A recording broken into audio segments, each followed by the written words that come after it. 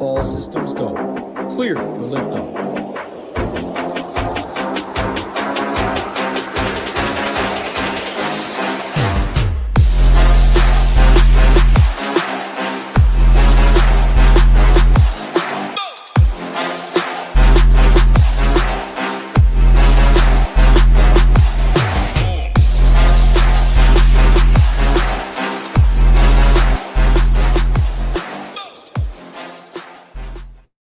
What is going on? Wins a lot. Takedown. Nate D, William, Gangrey, Michael, Eric, Sean Sullivan, Mike Spencer, and my man Rio, Hebrewcheetah. I'm going to throw it to you right away. 6 games Wednesday.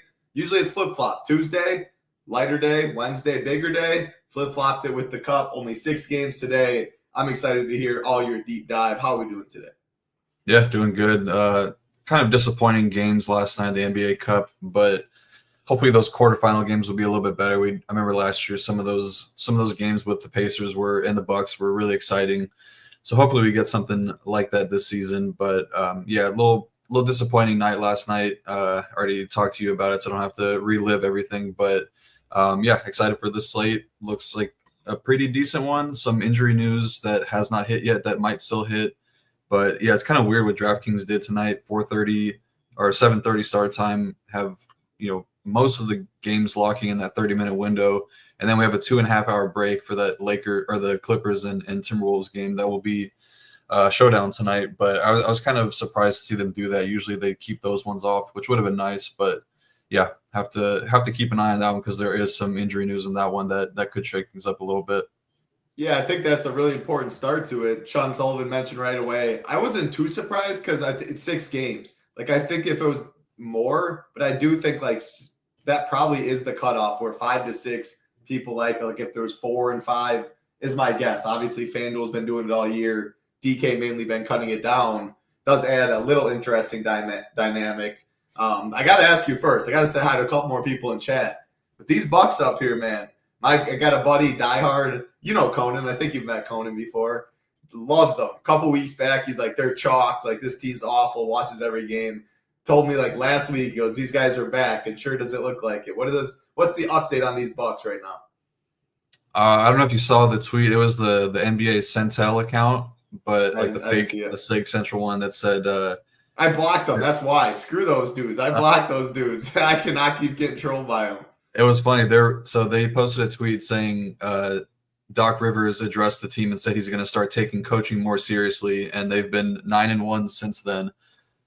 So maybe that's it, but I don't know. I think they're too good of a team talent-wise with Dame and Giannis there to be playing as bad as they were. It could have just been getting off to a slow start, trying to figure out the back end of the rotation. With the Gary Trent and Prince, AJ Green, Andre Jackson, those guys. But I think they're starting to find something. Brook Lopez is playing really good this season as well. So I think they're kind of just getting back to their old ways.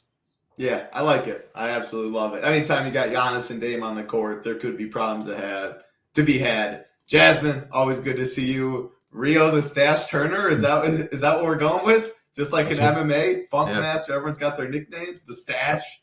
That's what they call me. Rio the Stash Turner, I love it. Absolutely rocking a smooth stash over there. Paired by one of the GOATs out there, always in the Discord. Shout out paired by Jason, Takedown, Gangrene, Danny in here, Big Ed, Richard.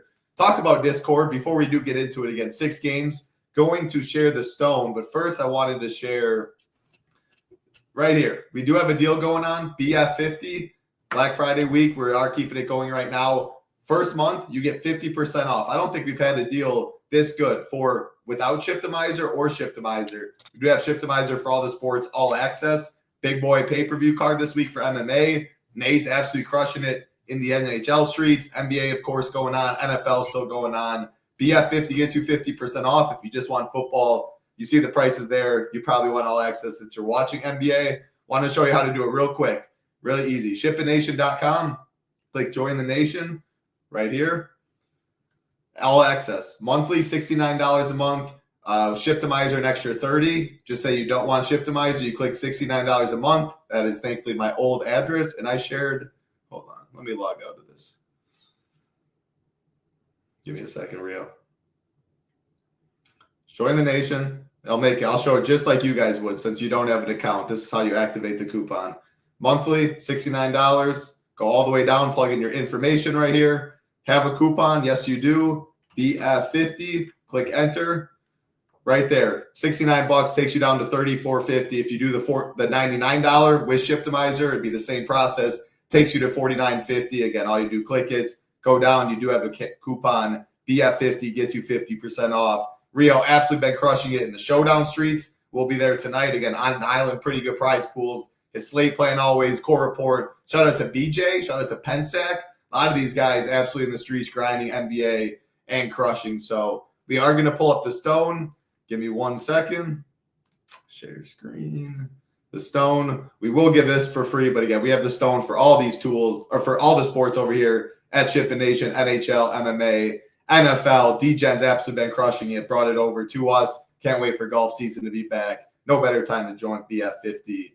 Let's talk some hoops, Rio. Pistons, Celtics. We're just going to go, when we go game by game, we'll talk about the Q tags. I think it'll be easier that way. And you already mentioned the start times. 4 games at 7:30, 1 at 8, 1 at 10:30. So you get a very clear window. Unless you want to have any like broad slate overview. Do you want to do that? Giannis 12-1, he's going to be played. And after that, it feels more value-ish kind of stuff, mid-tier. Anything else you want to add? No, we could just do the injury stuff game by game. Yeah, we're getting a ton of injury news on the Pelicans right now, looking like they're going to get healthy. I just bet them at plus money to make the playoffs, so we'll see. Nice. There you go. If you want to tail Rio on that, I mean, yeah, all those dudes get back. Obviously, it says Zion 2 weeks. That could be 2 months. You never know. But that team's a problem if they are healthy. All right, let's get into. Do I got to say hi to any more people? What's going on, Jake? That's it. Takedown. You're too strong, my man. Michael Ortiz in here as well. All right, let's get going. Pistons, Boston Celtics. We have a 221 total. Boston big boy favorites at 14.5. No injury news on the Detroit side. Azur Thompson is out, so I guess that, but no Q tags. Boston side, Tatum and Drew Holiday are questionable. Did go through shoot around, so I'm expecting him to play. Looking at ownership in this one, Rio, not really seeing much ownership at all. Obviously, 14.5-point favorites has something to do with that. It looks like the most popular will be Kristaps Porzingis. You talk about him, please, and then anything you like in this game.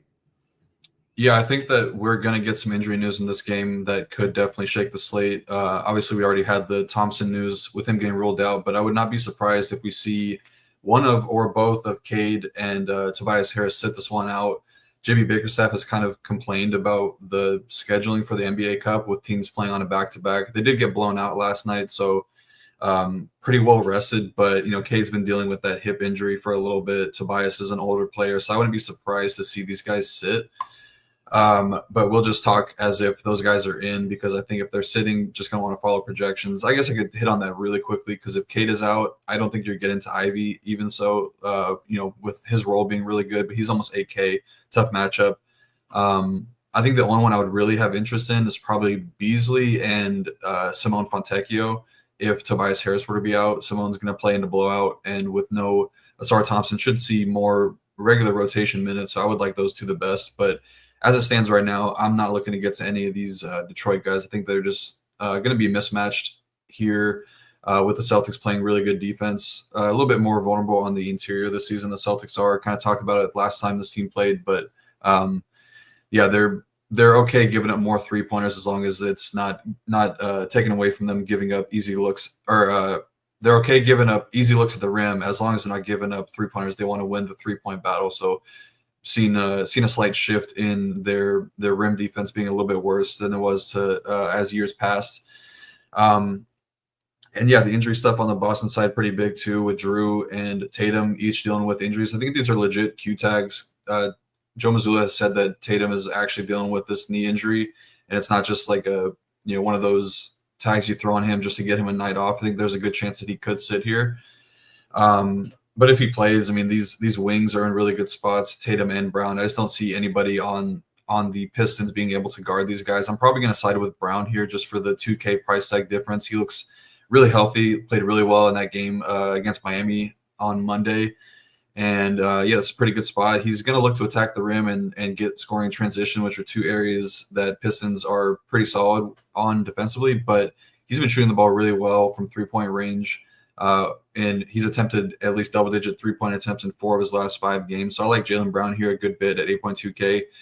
Kristaps going to be back tonight. Looks really underpriced at 7K, even in a tougher matchup against Jalen Duren and Isaiah Stewart. Those guys are really solid rim protectors, but Kristaps can do a little bit of everything. He's a really solid 3-point shooter, and he can get hot from deep and pay off the 7K price tag in a pretty big way. I think he's one of the better mid-tier options on this slate. I would only be looking to get to Derek White if one of Tatum or Drew sat. He's usually the guy that benefits the most from any of the starters missing. If all those guys are in, seems a little – I mean, he's priced pretty appropriately for his upside and for the I would say his median outcome. But yeah, if one of those guys sat, I think his ceiling outcome would be really big. Definitely would prefer a guy like Tatum to be out. That's going to be vacating a ton of usage. But yeah, he's okay right now. And then if Drew misses, Peyton Pritchard, we can go right back to him again. Continues to build on his 6th Man of the Year campaign. A little bit of a, I don't know if you want to call it a narrative, but a couple things like I don't know if you saw the Gilbert Arenas thing. He's kind of shat on Peyton Pritchard and Drew Peterson, saying that they shouldn't be on the court. I mean, for somebody that played basketball as long as he did, wasn't Gilbert shitting on someone else too, like a couple months ago or something? I feel like I've seen him. Yeah, was it? I don't know if that was Peter Jennings. He did a 3-point contest with stuff. I don't know if that was a part of it but I feel like Gilbert chirping. Yeah, not a ball knower, but Pritchard, I think he would be a really solid play if Drew were to sit. I could see him getting there even if these guys are in. Jaylen Brown said that they kind of look to get Pritchard going in these spots against – he used the Pistons as like a placeholder, but a team like the Pistons where – he can really just take over in the fourth quarter. So I could see a spot where Pritchard goes unowned and just plays like the full fourth quarter stint, like we've seen from him multiple times throughout his career, and just puts up, a ton of shots, 25, 30 real points. So I like Pritchard a lot here. And then that's pretty much it. With Al Horford returning, going to take off any of the minutes, ceiling on like Cornette and Queta. But yeah, just keep an eye on the Tatum and Drew Holiday news, because I think you're going to want to get to some of these Boston guys if either one of them sits, and I could see a situation where both sit. They were present at shoot around, not participating, so the wording definitely matters. Got to keep an eye on that. But we'll have that injury news first game on the slate. Yeah, we'll have almost all the injury news except obviously the last game, because 8 p.m. Atlanta-Milwaukee, we'll get there, but we should have it pretty much 20 minutes before lock, 7:10 Eastern. You should be able to get almost all your stuff in. If one of these guys sit, this game becomes a lot more appealing. Your Jaylen Brown call, I think, is interesting because he's going to go pretty much unowned. I even think Tatum will be higher owned than him, get a pretty decent price difference. Really only think Porzingis gets ownership, but that spread makes you like Peyton Pritchard call and stuff like that. Like 14.5, that's way up there. You can start planning blow to an extent, or like 6 minutes, 5 minutes here or there. That's absolutely huge. So I like that. It would be tough for me to get to these Pistons, even like Kate at that price, anyone, if they're fully healthy. Like button, subscribe button, helps us out a ton. We appreciate it. Who else we got in chat? I think someone said, I must have missed it. Someone gave us a compliment. We appreciate it. Let's keep it going. Next game, 7:30. Again, Indiana Pacers taking on the Brooklyn Nets, 225 total. Pacers 2.5-point favorites. Injuries in this one, no Nembhard for the Pacers. Looking on the Brooklyn side, no Zaire Williams. And then I'm seeing Ben Simmons, Dorian Finney-Smith, and Cam Johnson questionable. It looks like this stuff, Brooklyn side, will be very important. If some of them sits, we have a lot of value. Cam Johnson sat yesterday? Yes, he sat yesterday. Do you have a lean on, I guess, that stuff? Because if they're all healthy, this game feels not too great, especially on the net side. But with 3 Q tags and 3 big ones, it feels like at least one will sit, and then these guys will be in play. So do you have any leans on the Nets injuries? Yeah, not really. Cam Johnson has injured both of his ankles over the past week or so, so I wouldn't be surprised to see him sit again here. Dorian Finney-Smith rolled his ankle really good, but he's also, kind of a hot commodity on the trade market right now. So maybe they're just kind of holding him out to, keep his value what it is. You don't want to re-injure anything like that, and then you just lose all sort of trade equity there. And then Ben Simmons said he was going to play tonight, but he's dealing with a couple injuries himself. He has the knee injury that they've been kind of listing him with. That is more so just the precautionary thing to get him the night off without getting a slap on the wrist against from the NBA. But also injured his back over the weekend. Now he just has the knee injury, so a good chance he returns tonight, which would kind of take away my interest from Dennis Schroeder, who I like the matchup for him a ton. I'll talk about that in a second. But yeah, the Indy side, they will be without Andrew Nembhard tonight with the back-to-back. So should see one of Quentin Jackson or Jarris Walker get into the starting lineup. It was Quentin Jackson the previous stretch of games, so I would imagine they go back to him. Jarris Walker got the start in the second half last night for Nembhard when he didn't check back in. That was just the that's been the plan for him: play the first half and then sit out the second half. But yeah, I would imagine it goes back to Quinn Jackson. The Pacers, there's a kind of a lot of moving pieces here just because they're not playing well right now. They're kind of in that limbo phase of the season where they need to start stringing together some wins. They've been playing these guys a ton of minutes. You're routinely seeing Halliburton, Siakam, Mathurin, Miles Turner get up to 38, 39 minutes a night. And obviously you don't want to run your guys out there that much, but they kind of need to if they want to have any chance to win. They were obviously getting blown out last game. Their bench unit is just really bad right now, especially their front court, behind Miles Turner. They don't really have any solid NBA caliber centers after losing Isaiah Jackson and James Wiseman, because you got Moses Brown out there who's been in and out of the league. Obi Toppin, not really even a true center. So yeah, they're definitely struggling right now. Tyrese Halliburton kind of openly admitted that he word for word said the product we put on the floor is embarrassing, and kind of in go mode in terms of getting their season back on track. He said he doesn't want to piss away another year of his career. So yeah, I'm kind of thinking that this team comes out even on a back-to-back just extremely motivated and plays a ton of minutes and look to get this win here. They're favored to win. Obviously the match would be a lot better if you have some of these guys on the other end missing, like Dorian Finney-Smith and Ben Simmons. But yeah, I still have interest in these guys. Start with Tyrese Halliburton, but the Nets have actually been defensively really bad this season, but against opposing point guards, they're very good. One of the best teams taking away pick and roll scoring this season. They've been kind of doubling and blitzing these guards, so it could be a tough spot for Hallie from a scoring perspective. He's been a lot more aggressive lately. Got put up 30 points last night in a game that they had to come from behind. Still only took 16 shots, which is not a ton, so he was extremely efficient. But I could see a high output assist game from him if they're going to be playing that same style of defense, blitzing him a lot, and he could get these secondary guys open a ton, like Benedict Mathurin, Siakam, Miles Turner, etc.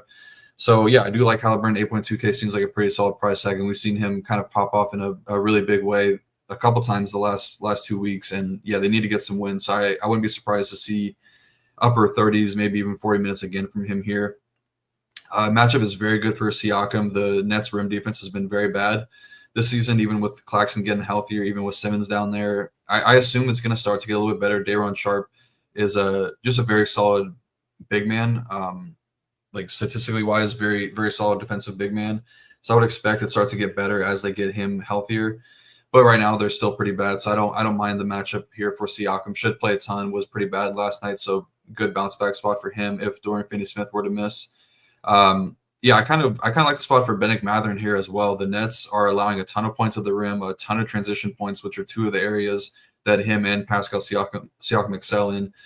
Should get back up to 36, 37 minutes here with Nembhard out. There's the Norm Powell news.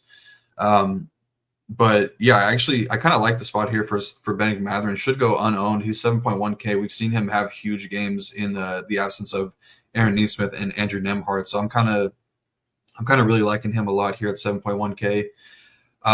Don't really love Miles Turner here. The minutes are really starting to get up there this year. He's seen a +5 minutes per game increase this season compared to last season. Obviously early season trends, but yeah, like I said, they just don't have a ton of depth, so they kind of have to run him out there a bunch. Matchup is good. Yeah, exactly. Just 38 minutes last night, only 34.25 DK points. He's just not the prototype center that I like to pick on the Nets with, because he's more like, like Brook Lopez-esque, where they're going to be hanging around the rim. Doesn't really go for every single rebound. Kind of gets there with efficient shooting and steals and blocks, which could definitely happen. But I don't know, 7K, a little too expensive for my liking on Miles Turner, but I totally understand it if people want to go there. And then TJ McConnell should see a pretty big minutes increase with Nembhard out tonight. Always a high upside value option. Second unit has been very bad for the Nets this season. You have a ton of G League type players with, like Shake Milton, Keon Johnson, Trent Wofford, like those types of guys. Not Trent Wofford, I think he's pretty solid, but those. I think we know what Shake Milton is at this point. I would say G League, but just like a guy that's end of the bench type player. But the point remains that the second unit for the Nets is just not very good. So this could be a spot where I see TJ McConnell, like similar to Peyton Pritchard, just go off in the minutes that he's out there. Would probably pair him away from Tyrese Halliburton. And in that scenario, I would imagine Halliburton's minutes don't get pushed. So that would kind of be the selling case for both sides. If Halliburton doesn't get pushed, probably more minutes for TJ. If his minutes do get pushed, less for TJ. And then, probably going to be max one of Walker, Quentin Jackson, and Obi Toppin. Would expect all these guys to get in there for a handful of minutes apiece. Probably just side with whoever's starting. The net side is really just who's in and out. If all three of Cam Johnson, Ben Simmons, and Finney Smith miss, we're going to be looking at all these secondary guys again: Jalen Wilson, Trent Wofford, Keon Johnson, Tyrese Martin, Shake Milton, Daron Sharp, Derek Whitehead would all be in play. As it stands right now, probably not going to anybody. I mean, I could see myself not getting to many of these Nets as it stands. I don't like Schroeder's outlook if Simmons is in, just because there's a couple of things kind of going against Schroeder there if Simmons is in. So adding Daron Sharp back into the mix as a rotation piece, whenever Simmons is out there, he has to be the point guard, because you can't have it's tough to play Simmons alongside Nick Claxton. They've been very reluctant to do that this season, but you're going to have him out there with one of Nick Claxton or Daron Sharp, or you just cut down one of those guys' minutes, because obviously Ben Simmons is not a floor spacer. He needs the ball in his hands out in transition to really have any sort of production. So that would take away a lot of Dennis Schroeder's upside at 7.5K, but I do love the matchup for point guards against this Indy team that struggles in pick and roll scenarios. Dennis Schroeder's had a very good role this season towards the top of the league in all the metrics you want to see from a point guard: touch time, assist rate, all that stuff. So if Simmons misses, I like Dennis Schroeder even at 7.5K. And then if all these guys are in, though, I'm probably not going to look to get to any of them. That's kind of how I'm looking at it. I think if Cam Johnson and Finney Smith miss, Derek Whitehead is a very interesting. He's still really young prospect. I think he might be only like 19 or 20 years old. And he's been getting talked up a good bit by the Nets head coach. So I would like him a little bit if Cam and Finney Smith miss. Phenomenal breakdown. I don't even know where to go with that. What I will go is, first I'll say, shout out Richard. Rio's the best. I just try and steer the ship. Absolutely. Wanted to say hi to someone else too. Oh, Little Neck. What's going on, Little Neck? Hope everything's going well. Any thoughts on this? Yeah, he should be getting pretty close to being full. It's obviously a little bit tougher because Daron Sharp is a very solid backup big, and I don't think that you're probably never going to get 34 from Claxton this season. Just they're going to be splitting those 7 minutes down the middle. I think it's more like a 30-18 type split. Gotcha. My favorite plays that from the takeaway from everything you said is definitely Halliburton, McConnell, and then if no Simmons, Schroeder. But the problem is they're all point guard eligible. D'Angelo Russell, we'll get to him next game, looks like one of the best plays on the slate, period. Point guard. Trae Young's point guard, Harden with no Norm. Like, there is point guard's really good today, is what I'm trying to say. So I definitely like grouping away McConnell and Halliburton, just position being that strong anyway in the cases you made. But I think both of them at their price tag is very interesting, and their ownership has to be in check at such a loaded position. So, I mean, I love everything you said about like the Tyrese stuff.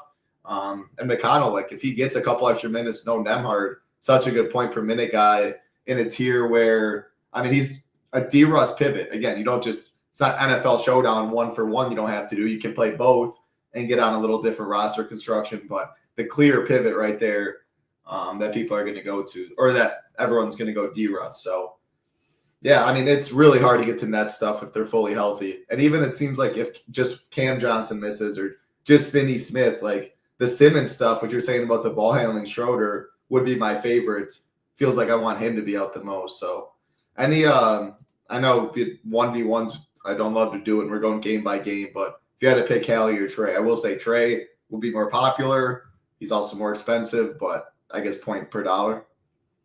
Yeah, I would probably say Trey. Also, I hope that Wardo is not in chat tonight. He's going to get a little triggered. We had a nice long discussion last night about Tyrese Halliburton and Trae Young. But yeah, it's all love. It was a nice, funny debate.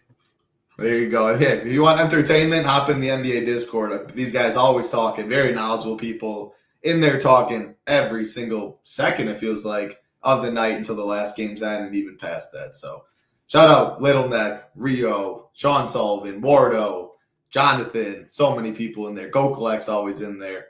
Takedown, you're a beast. Have you seen that Takedown doing his today? I think he's posted deadlifts, but his rows. Did you see that in the NFL chat? He has a different name in Discord. Yeah, yep. He's the one that posted it in there though.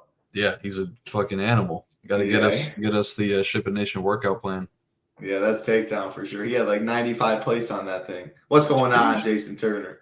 Appreciate you showing up like always. All right, let's keep it rolling. 7:30 Eastern. Los Angeles Lakers, Miami Heat. Hold on, let me scroll down. The Heat are 2.5-point favorites. We're looking at a 216 total in this one. Lakers side, Austin Reeves questionable.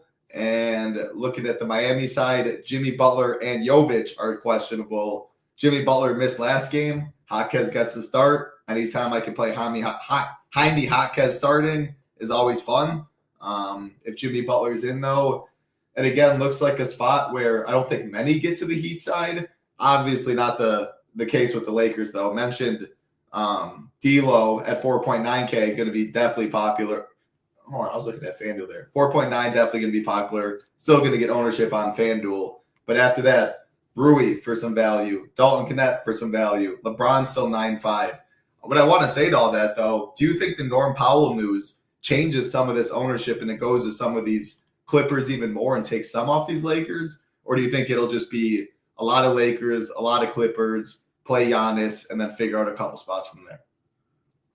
I'm not seeing too much on the Clippers side. Reeves is out. Yeah, I tweaked on that. We talked pre-show and I still got it wrong. That's why these guys are popping more. Yeah, Reeves has been out and this is live. Sorry, Scott. That's why these guys are popping more. But go ahead. Yeah, I don't think that the Norm is going to take Norm stuff is going to take away too much from the Clippers owner or the Lakers ownership. I think it's going to be pretty one-sided on the Lakers side of things, just because, I mean, there's a lot more like normies that play NBA DFS that probably don't know guys like Amir Coffey and not Cam Christie, like Jordan Miller and Derrick Jones Jr. Like these, it's definitely a name value thing on guys like Rui and Dalton Knecht.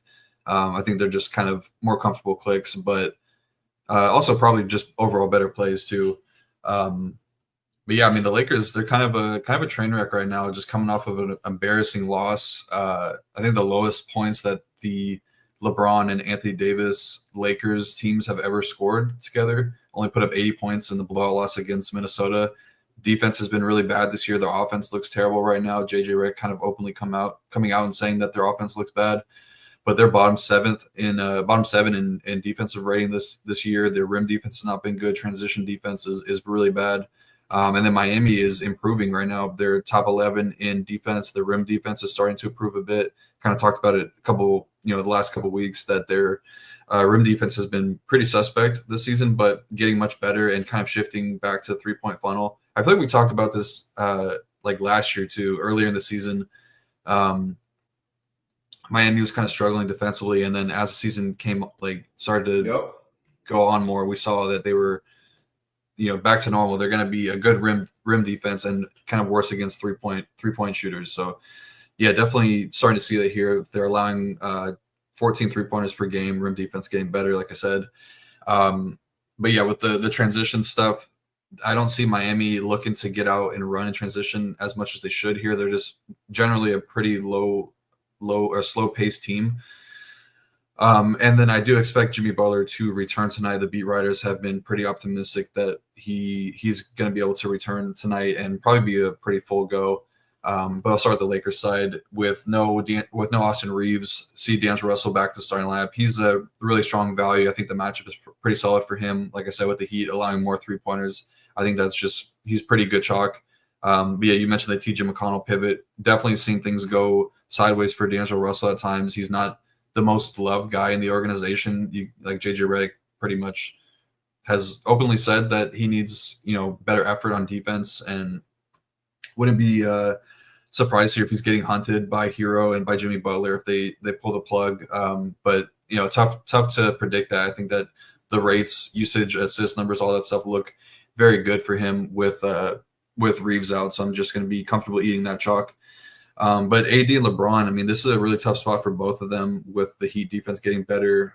Anthony Davis going up against Bam, who held him in check earlier this season.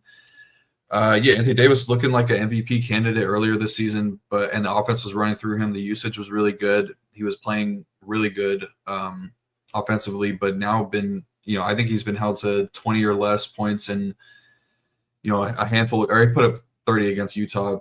Should have done that, but he's been in the teens, in some other matchups. So I wouldn't be surprised to see him get held in check here. It's just been a very, very tough schedule for the Lakers, playing a ton of games right now. These guys kind of look like they're just a little bit lethargic.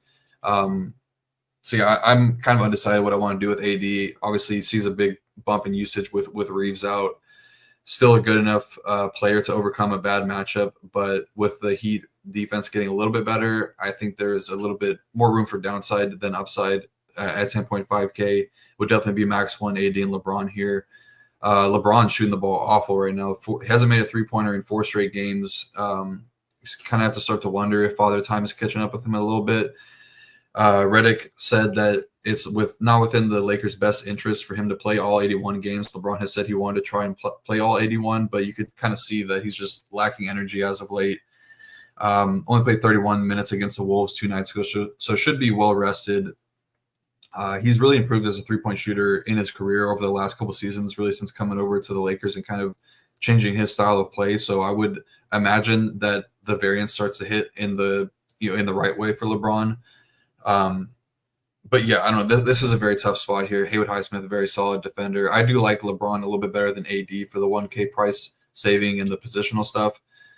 But yeah, I wouldn't be surprised to see the Lakers just fail as a whole here again if the offense doesn't get going. And then Dalton Connect and Rui, I think, are very solid values. I like Dalton Connect here. Stylistically, very good 3-point shooter. Kind of went ice cold the last couple of games. Only made 1 out of his last 10 in the last 2 games, but was on fire the games before that. Definitely like to fire him up against good 3-point or bad 3-point defenses like the Jazz, where he had his career night. I think this is a similar situation. Obviously, the Jazz are worse, like one of the worst defenses in the league, but he obviously bleed 3-pointers for opposing players. So I think that this could be a good spot for Dalton Connect. And on the Miami side, it's really just the 3 guys up top, Bam, Hero, and Butler. I like the spot for Jimmy the best. Going up against Rui Hachimura, I could definitely see him have a big scoring output here. Just been very efficient scoring the ball this season. Lakers rim defense has not been as good as it was years prior. So I think he's got a pretty big advantage there. Lakers have actually been pretty solid with their on-ball defense. Their pick-and-roll defense is towards the top of the league this season. Definitely a lot of credit goes to Anthony Davis being a very versatile defender there. So I don't think that the spot is great for Tyler Hero. Only point guard eligible now. We talked about how good the position is. I'd probably prefer, Dennis Schroeder, $100 cheaper if Simmons is out, and then some of the guys like Tyrese Halliburton, Trae Young, some of the other guys we'll talk about. And then I don't mind the spot for Bam. He's been kind of getting more involved as a playmaker as of late, double-digit assists in 2 of his last 4 games. But with Jimmy likely to return, probably takes away some of the high-end usage numbers we've seen from Bam in his absence. So not a spot that I love. They've been running a pretty deep rotation here as well. They got a lot of guys that can mix in, like Pelly Larson, Drew Smith, and Jovic if he's back. So not a spot that I really love to attack, but I do like Jimmy Butler a little bit here. Is there any max you said on these Lakers? The more you talked about it, the more I really just didn't like at ownership, I just don't love it. Like Rui popping a decent bit, I get it, 4.8K. I mean, he rocks a 12% usage with these guys. Like his peripherals are fine, but wow, Rui busts his chalk today. Is anyone surprised? Or you're relying on a shooter and connect to, like, if he misses like he has recently? Of course he can make it, but all these dudes come with ownership. D-Russ got benched for a little while. Like things go haywire. Like what if he doesn't close? You know what I'm saying? Like I don't love LeBron and AD today. I probably one or two of these guys get there, but do you have a max you're thinking about? I don't love this chalk spot. I'd probably say like max 2 of the entire situation. Probably max 1, AD and LeBron. And then, yeah, I think that would just kind of naturally get me max 1 of D'Lo, Connect, and Rui. I'd probably just say max 2 entirely, just because I would be okay getting D'Lo and Connect lineups without AD and LeBron. Yes, I would say. I think I prefer that, to be honest, and I don't even love it, but like I don't love AD and Bron today. I mean, Giannis is always a really fun click, but who to go up here? Like your Jaylen Brown call, I think that's super sneaky for cheaper, and I'd even prefer like maybe that a little bit. I don't know. Again, they're going to get some ownership, but what you said with Bam and AD, it sounds like historically. I mean, Bam's a great defender. But historically, AD hasn't done great, and he hasn't as of late. And yeah, I mean, I'm just going to keep.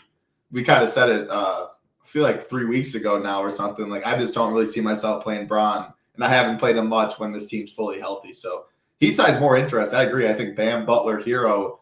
The problem is still, it's like, man, like I hate game logs, clicking game logs, but I want upside on this slate, and it feels like none of them really have got to that top. So I don't love this game at ownership nearly as much as the ownership showing as the field is.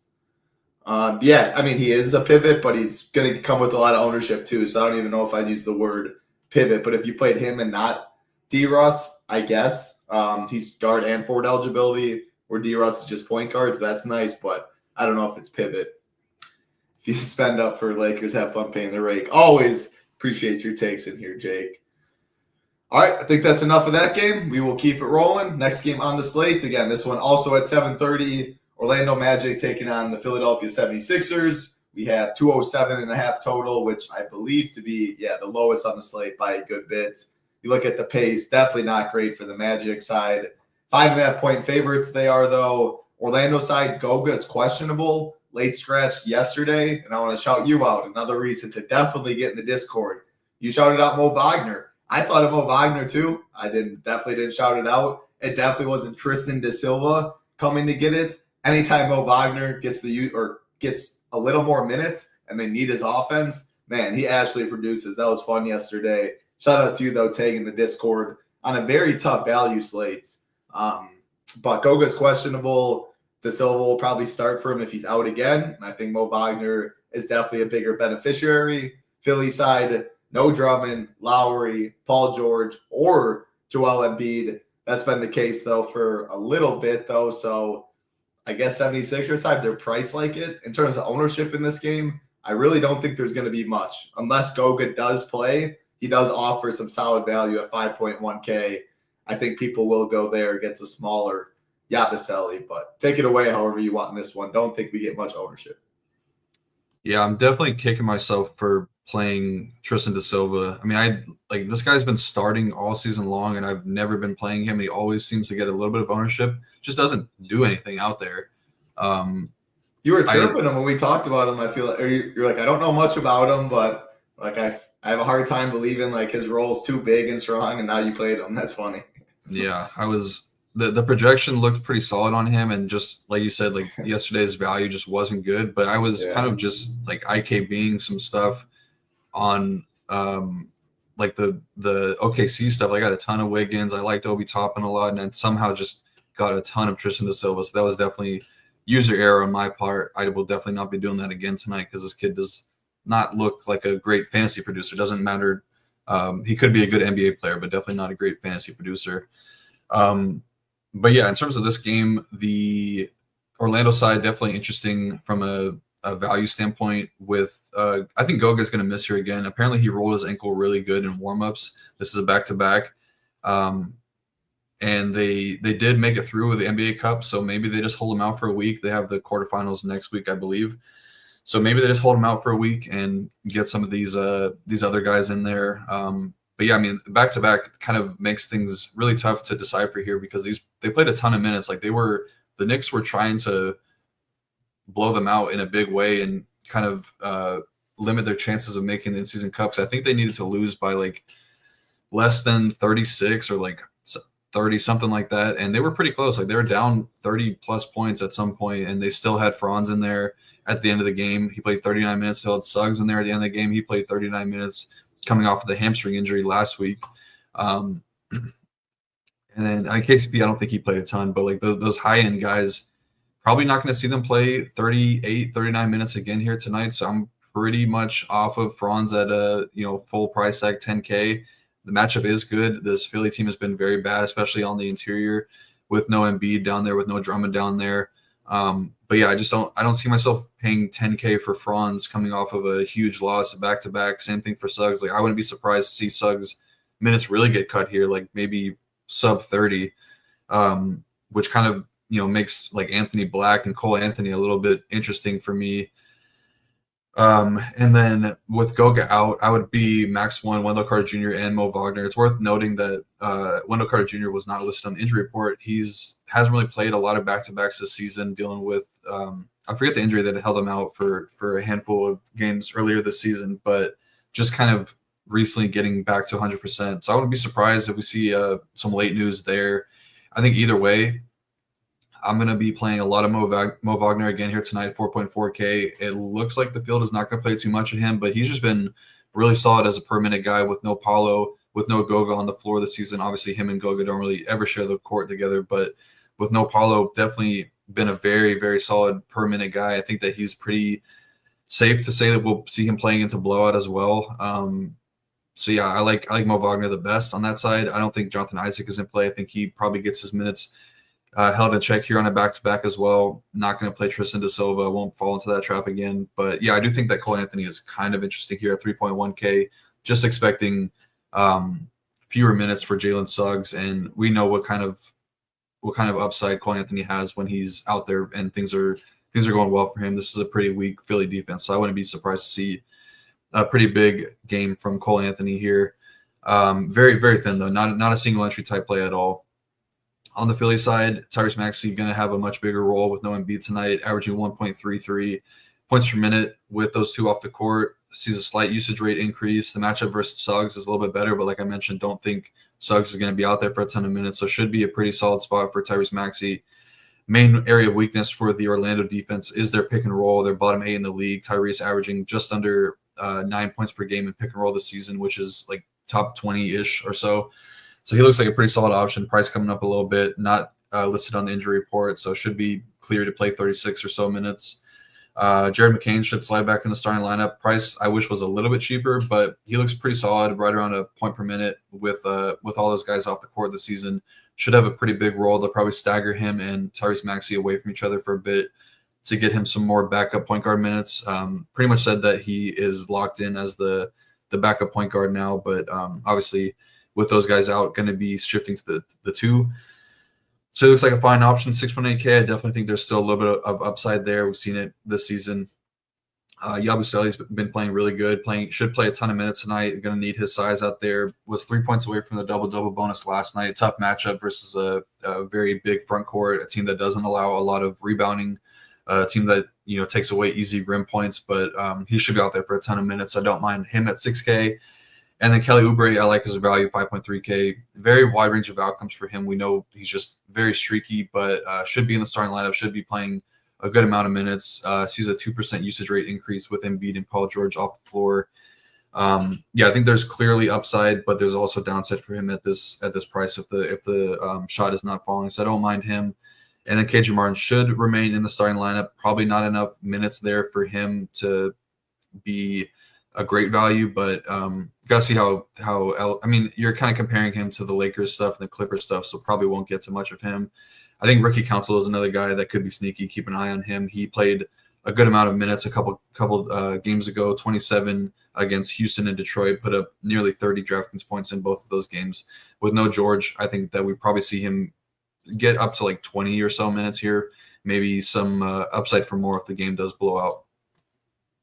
Yeah, he shot the ball really. If you think only 20 minutes, which would be 6, 7 less than before, he shot it really efficiently. I mean, he's going to be 0.1% owned, so I guess I'll never say no to that.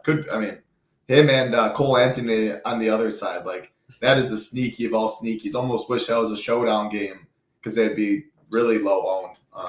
I like Tyrese Maxey at the price. Again, point guard's loaded, but man, like I do think Trey will be higher owned. He's been turning on as of late. Like he's absolutely chucking. Close game, which I expect. I'm expecting a 35 plus minutes from Tyrese. I like that. The Jared McCain stuff, like with Tyrese, do you think that's going to hurt him long term? Like that's going to cap his ceiling to an extent? We saw him put up 66, but like McCain has been balling. Like when Tyrese gives it up, is there like concern he doesn't give it back or not really? In terms of Maxey's upside? Yeah. Yep.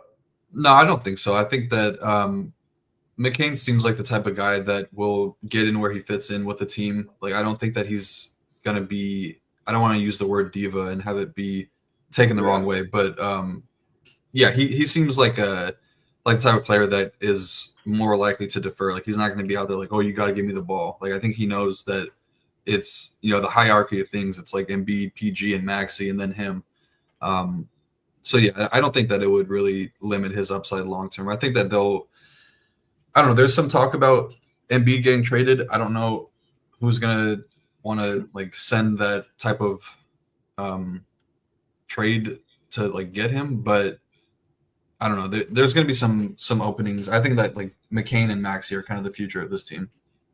Yeah, I like that. I like your answer, and it makes me like Maxey like I did before. Because I know Kelly Oubre. You pass the ball to him, and he's open just for a split second. That ball's going up. So, yeah, Maxey, Oubre, I don't mind for the price. I obviously like Mo Wagner a lot. Think you made a good case for no Suggs. Fran's price is too far up there as well. So, not a game I really like much. But I think Maxey, Mo Wagner, definitely the best. And I do think if Goga is ruled out, and again, I like Wagner assuming Goga's out. I do think Wagner probably does get a good bit of ownership, though, if he's ruled out, especially after yesterday. All right, 2 games left on the slate. Appreciate all 360 of you watching. All we ask from you guys, like button. Takes 2 seconds out of your day. 1, 2, like, appreciate it. Subscribe button also helps us out a ton. If you want to join us at the Nation, BF50 is the promo code. Gets you 50% off your first month if you want monthly or all access. If you don't know how to do that, SHIPIT.com. Click Join the Nation. You have a coupon. Otherwise, just rewind when the show is over to the first 2 minutes of the show. I walk through on the screen how to apply the coupon and most definitely get in the Discord. Again, shout out to you yesterday, Rio, saying that Mo Wagner tidbit. I know that helped out some members. Let's keep it rolling to the best game on the slate, in my opinion. Maybe a little biased with the Bucks, but 236 total. The Hawks, one of the fastest paced teams on the slate. We have the Bucks 4.5-point favorites in this one. Injuries, though, there isn't injuries on either side. It sounds like Middleton will be back pretty soon, so I'm excited for that. But today, no injury news. Rio, how do we not like this game? Looking at the pace, I always love looking at it at the stone. Look at Wolves down here, Clippers, Bucks. Compare them all. This stands out for sure. That is why it's 236 total. Trae Young, I think, is interesting and going to get some ownership at a loaded point guard position.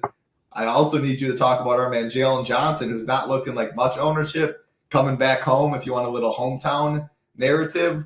Buck side, Giannis, definitely going to be very popular. As the spend up, there's enough value. This looks like a pivot, though. I'm not playing Dame and Giannis together. If I'm not playing Giannis, though, again, point guard's loaded. That's why his ownership will be low. But why couldn't it be a Dame game in a fast pace, up and down, chuck 10 plus 3? So I think he's interesting. And I'll let you take it from there. It's pretty clear, though. Trae, Jalen Johnson, Giannis, Dame, I think all strong plays. But, yeah, they're the most expensive on the slate or in this game. So I'm not saying anything crazy. Yeah, the truth is Doc Rivers has no idea when Chris Middleton is going to return. He has the craziest timelines. I think he said at the beginning of the season that if this was the playoffs, he'd be ready to play, but he wasn't even doing any sort of on-court activity. And then he said that he'll return sometime after Thanksgiving, which is about 5 months left of the NBA season for that he has a timeline to return. So he has no idea when he's coming back. But yeah, definitely the best game on the slate by a pretty wide margin. Bucks on a back-to-back, but they blew out the Pistons last night, so the main guys should be rested. I don't think we saw many of the starters get above 30, 32 minutes. And then the Hawks, they're playing better. 4-game winning streak. They look fully healthy, playing much better on defense as of late. The rim defense has been very good this season, but I think that what we've kind of grown accustomed to seeing from the Hawks over the past years is that their rim defense is really not that good. Kind of know what Clint Capella and Onyeka Okongwu are at this point of their careers. But they're still, I mean, right now, the numbers say that they are the worst three-point defense in the league. So I would just imagine that's going to be the trend for right now. But over the course of the season, I think that the rim numbers start to get a little bit worse. Bucks doing their same style of defense, huge three-point funnel, giving up a little bit of pick and roll scoring to opposing guards. Definitely a spot we like to attack a bit with lead guards. So definitely have some interest in those guys on the Atlanta side. Need Wardo to put on his earmuffs for this one because I'm going to be talking about Trae Young a little bit. But yeah, I mean, he's been very inefficient as a scorer as of late, and just all around the season, definitely inefficient pick and roll scorer. But the passing has been really good for him. Leads the league in all assist metrics that you want to list, like the potential assists. I think he's above 21 a game, averaging 12.5 assists per game. Most points created off of assists. So, yeah, I mean, he looks like a true point guard, and I think that this is a spot that we definitely would like to attack the Bucks with their pick and roll defense not being great. If we get a average, efficient scoring night from Trae Young, then he could pay off in a really big way. This is a really good price tag for Trae at just 8.8K. So I like him a ton, but I do think that if you're not playing Trae, I would look to get some Jalen Johnson. I didn't even know that he was from the Milwaukee area, but that definitely interests me a little bit more. I kind of like those homecoming narrative for the Milwaukee guys. I've seen it with Hero and with Tyrese Halliburton, so I could see something like that having a little bit of juice here with Jalen Johnson. But obviously the matchup is tough. I don't know if he's going to be guarding Giannis, but the interior presence that the Bucks provide with Brook Lopez and Giannis down low definitely will make it tougher for him from a scoring perspective. But he can still shoot the ball. He's shot the ball pretty well this season. Been kind of averaging or close to a triple-double most nights, so I wouldn't be surprised to see him kind of get that tonight. Kind of like a cop-out to say that he can get it and then like pat myself on the back when he does it. But I mean, the rebounding numbers look good, and he is the pretty much the backup point guard whenever Trae is off the court. I mean, he's had 5+ assists in 4 straight games, been close to a double-double in a lot of games, double-doubles in 3 of his last 7 games or so. Nobody's going to click on him, and I definitely have interest in him in what should be a pretty fast-paced game, pretty high scoring. And I don't think that anybody's going to go there just for fear of the Giannis matchup. But I'm not convinced that Giannis and Jalen Johnson will be matched up tonight. Dropping down to Dyson Daniels, I think you could definitely click on him again here. Got there in a pretty big way last time out. Mentioned that the steals versus a team like New Orleans could uptick there. Got up to 4 in that one. That's kind of what you're hoping for. Milwaukee, I think they're a pretty solid turnover team in terms of not allowing too many. So top 11. So they're pretty much middle of the pack, but he's been shooting the ball a lot lately, and the rebounding numbers look pretty good. The assist numbers look pretty solid. So I don't think that he's out of play at all in maybe a pivot off of Trae if he gets shut down. They're probably going to have Dame on Dyson Daniels, which is kind of a spot that we'd love to attack. So I like Dyson a good bit here. The price is starting to come down a little bit, and ownership is not going to be there. And then these secondary guys like Clint Capella and Onyeka Okongwu. Clint's played great lately. I'd be max one. Him and Okongwu both have foul risk in this matchup against Giannis. And the DeAndre Hunter playing pretty good right now. It looks like he's getting back to full strength, played in a back-to-back up to 29 minutes last game. With Trae deferring so much on offense, that's going to open up some scoring for these secondary guys. He shot the ball pretty well from beyond the arc, so I don't mind him. I'm not understanding the Bogdanovich chalk right now, 4.4K. I get it. The matchup is good for three-point shooters, but he's been one of the worst three-point shooters in the league this season, shooting 31% from three-point range, not really playing a ton of minutes, so I don't think we're going to see a random spike in minutes here. So I'm fine fading that chalk if people want to go there. Shai is going to be the guy I expect to be on Giannis for most of the night, so definitely provides some foul risk, but we've seen him get hot at times. Probably be max 2 of Hunter, Bogdan, and Shai. And then on the Bucks side, yeah, I think that Giannis could definitely smash here. They don't really have anything to say. They don't have the type of defenders to throw at him that will slow things down. I mean, he was able to get there against Beef Stew and Jalen Duren, who are two of the better rim protectors in the league. But obviously, got them into foul trouble really early, so changed the outlook of the entire game. But yeah, he's been aggressive. That's been his thing this season, getting to the line a bunch, 10-plus free throw attempts in 4 straight games, double-double or triple-doubles in 2 of his last 4 games. Pretty much a lock to get a double-double. So, yeah, he's a pretty safe bet for 55-plus tonight. Don't really have anything negative to say. If you can get to Giannis tonight, you definitely should. I agree with you on Lillard. If you're not playing Giannis, I think Dame looks like a pretty solid pivot. Very strong point guard position tonight. Matchup is tough for Dyson Daniels, but the Hawks still allowing a ton of three-pointers, and he's made 5-plus in 3 straight games. Double-digit assists in 5 of his last 7 games. Atlanta is dead last in pick-and-roll points allowed per game. And Dame is extremely efficient in pick-and-roll scoring this season, second best in the league in points per game from pick-and-roll scenarios. So I like Dame a lot here. He's been playing really good lately. And then Brook Lopez, Bobby Portis, I think, should be in the player pool. Probably be max one of those two. I like the matchup for Brook. Three-point shooters can get there against the Hawks, so he can get hot, playing a ton of minutes, playing really well right now. Portis just always a spark plug off the bench, can put up a big game in a moment's notice. Hasn't really done it a lot this season, so not too excited about him. And then I think that Prince, Gary Trent Jr., AJ Green should probably still be in the player pool as pivots off of those Clippers and Lakers guys. I didn't even know this, but apparently Taurean Prince is the best three-point shooter in the league this season. He's shooting like nearly 50%, something like that. Shout out the GOAT. Yeah, that's your guy.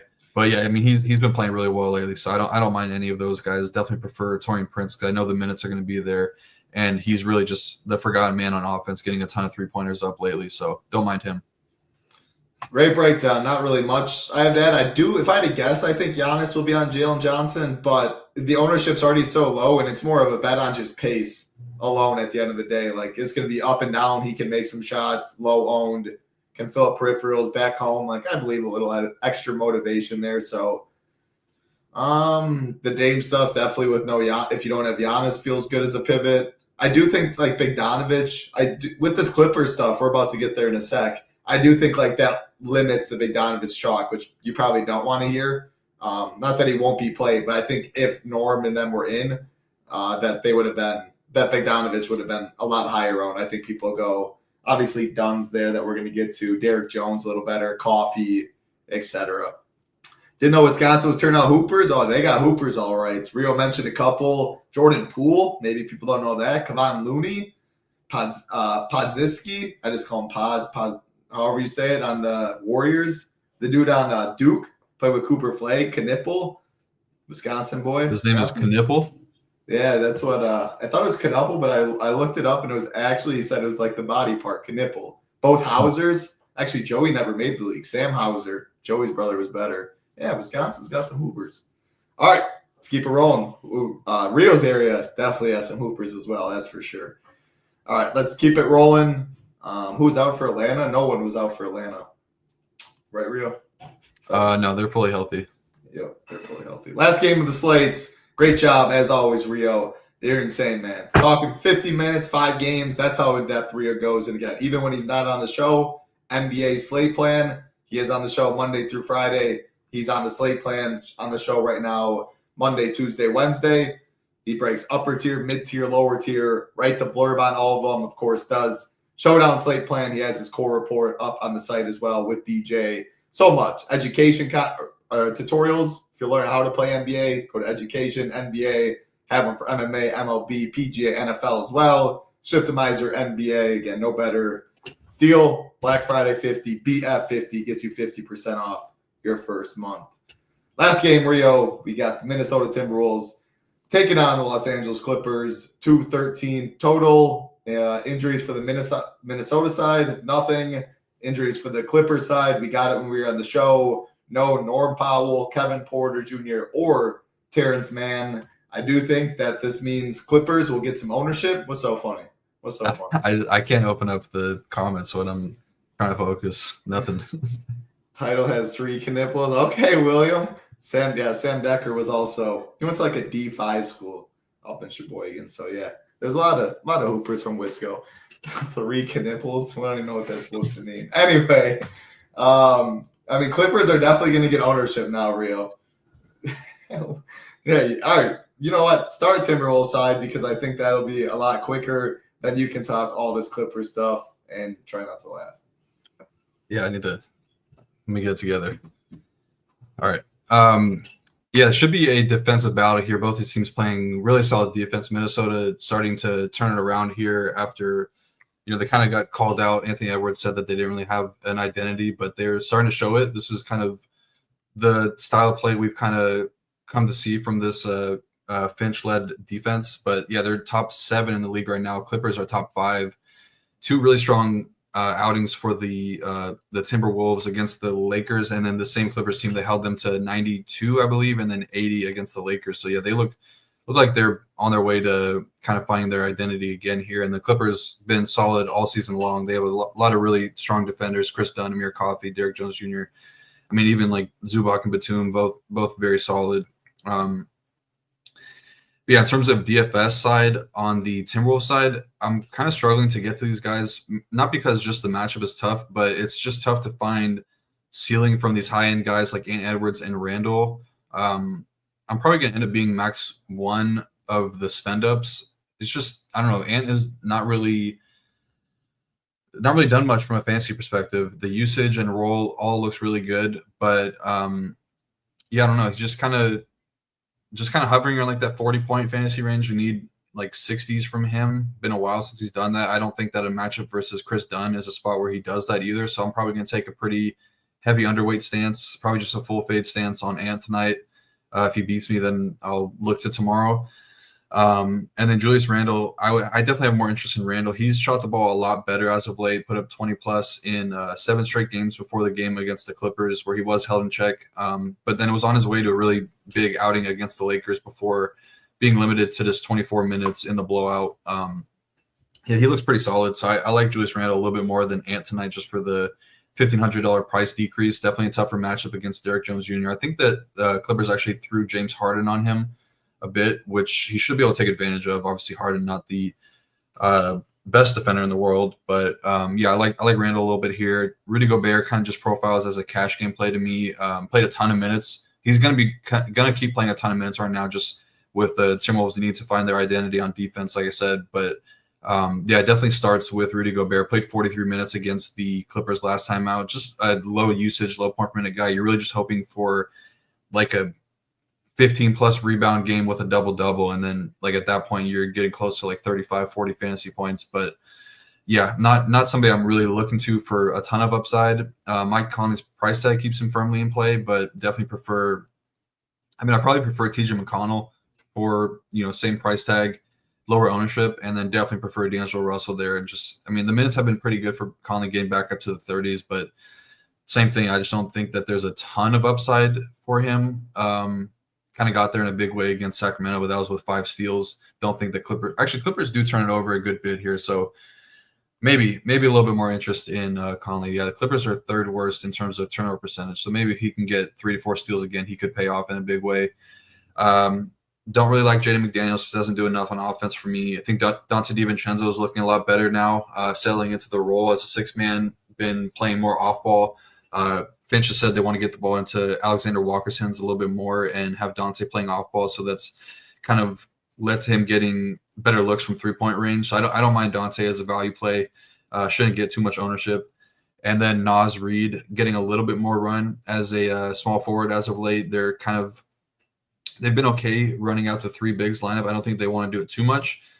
But, yeah, they've been okay overlapping these guys a little bit more as of late. Definitely would still be max 2 of Gobert, Naz, and Randall tonight, and probably prefer Randall and Naz a little bit more than Gobert.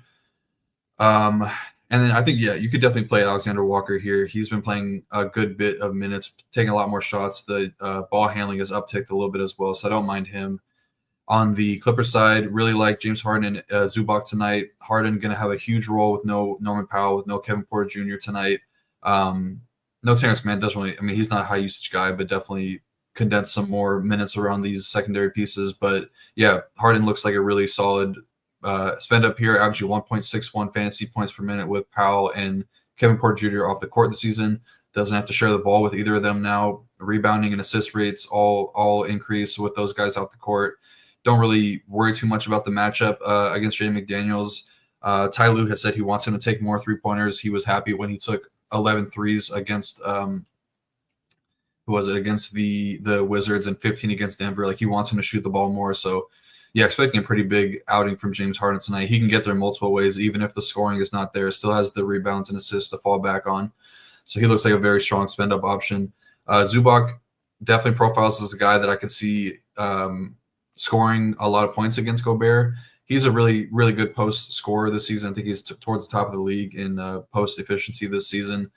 But also sees a slight usage increase with KPJ and Powell off the court, averaging 1.25 fantasy points per minute. So likely getting up to 36, 37 tonight in a game versus a Western Conference opponent. Only played 28 last night, so should be well rested. And then these secondary guys, okay, yeah, you're right. I did see some ownership refresh on these secondary guys. Definitely looking at a ton of ownership here. So a quick blurb about these guys. So all of Chris Dunn, Amir Coffey, Derek Jones Jr., and Jordan Miller look like really strong plays tonight. I'm probably going to – you can even throw Bones Highland in there. I don't know how much they're comfortable giving Bones. Seen some Clippers beat writers just say that he's like not really serious about playing basketball. He kind of goes out there. I think he has a street court style of play. Like, he actually plays like street basketball in the off season.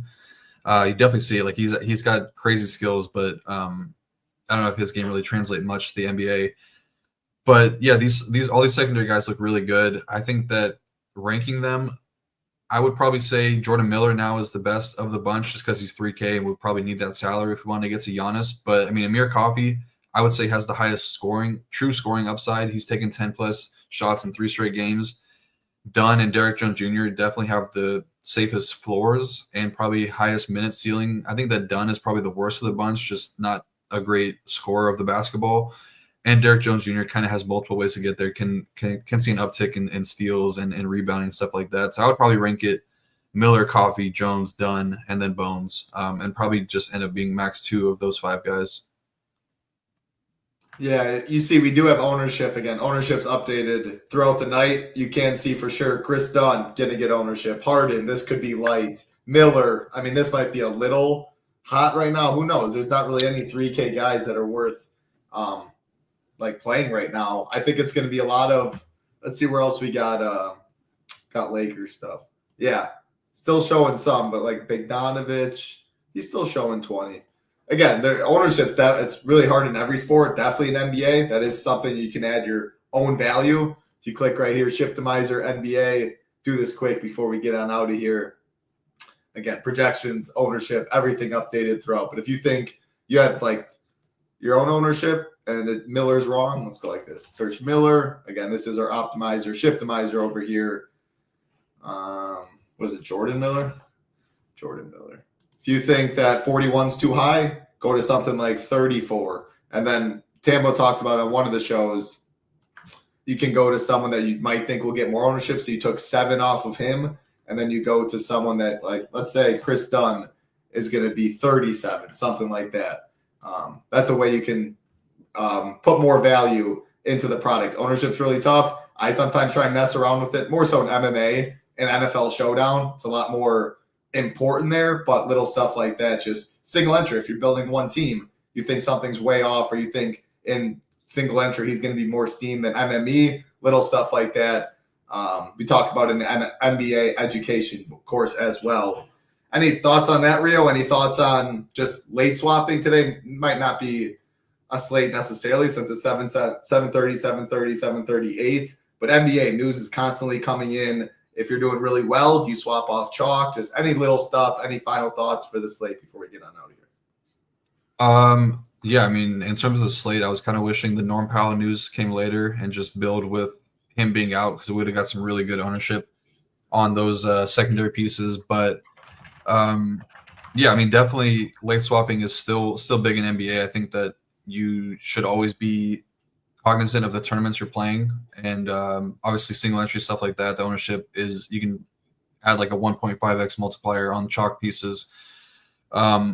But yeah, it definitely matters. Like keep an eye on the guys that are around you in terms of scoring, and you can kind of like calculate and see who they have left and kind of base your pivots off of that. Definitely something that I look to do when I have the time. If I'm not doing 150 lineups, definitely look to do that. But yeah, late swap is still, I think there's still a ton of edge in late swapping. So I would definitely look to do that. Obviously, tonight's a little bit different. There's only a 30-minute break. So we'll get like 20 minutes of data before that last game to pivot, but you're likely already have a ton of roster spots tied up. So yeah, I don't really have too much else to add there. I do agree that you should probably be making some adjustments to your ownership projections. And I love what you said in the single entry stuff. I haven't really heard someone say it like that. And I know the sun's peeking in. We're almost out of here. But add 1.5x to the chalk, and guys that are like 12% owned sometimes come in like 6%. Or 8% coming like 2%. It goes the chalk, both ends of the median or the spectrum go way farther out. Like the chalk becomes more chalky.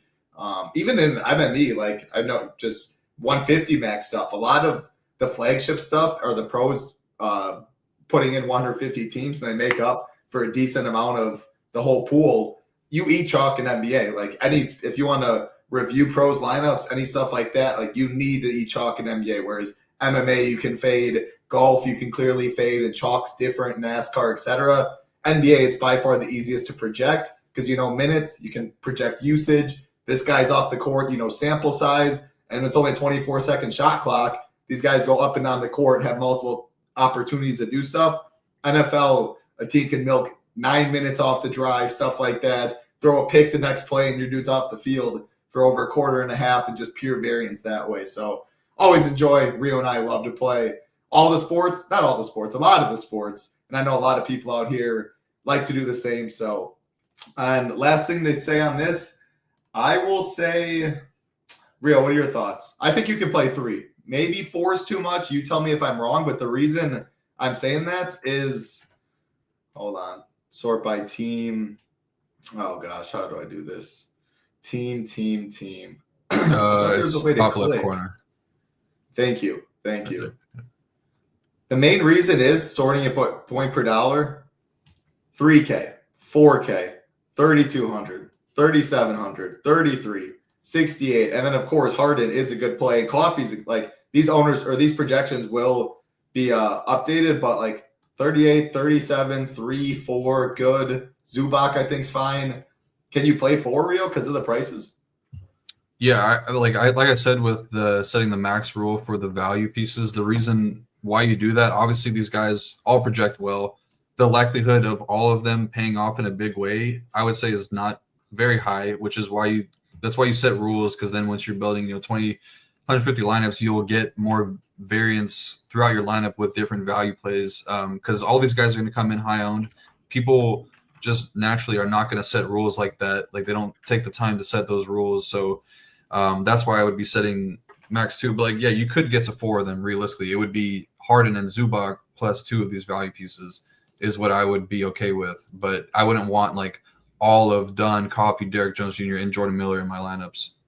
And as you can see right there, when Rio was talking on Shiptimizer, I went players. I went to player groups. I clicked add. I searched what players I wanted to add in the group. I added them. Then right here, like this is in 100% of lineups. I do not care if I had 0 of them. If you wanted minimum 1, you put that. But I don't want any more than 2. So you can do that right in there.